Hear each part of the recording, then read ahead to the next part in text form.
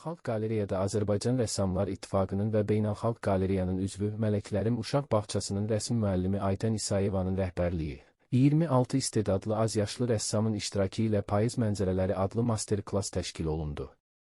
Layihənin rəhbəri Aygün Əzizova idi. Tədbirin açılışında Beynəlxalq Qaleriyanın direktoru Elnurə İskəndərova çıxış edərək Mələklərim Uşaq Bağçasının rəhbər, müəllim və tələbə kollektivini salamladı. O, uşaqların vətənpərvərlik ruhunda tərbiyə olunmasında və sosial bacarıqlarının inkişafında belə tədbirlərin əhəmiyyətini vurğuladı. Mələklərim Uşaq Bağçasının rəhbəri Toma Məmmədova Beynəlxalq Qaleriyanın rəhbərliyinə və əməkdaşlarına yüksək səviyyədə qarşılanma üçün təşəkkürünü bildirdi. O, bağçanın bir illik fəaliyyəti ərzində tədrisin uğurla həyata keçirildiyini, həmçinin şəhid və qazi övladlarına xüsusi qayğı göstərildiyini qeyd etdi. Tədbirin emosional anlarından biri isə Vətən müharibəsi şəhidimiz Yusif Yusifbəylinin övladı Nuray Yusifbəylinin master-klassda iştirakı oldu. Bu, tədbirə xüsusi mənəvi dəyər qatdı.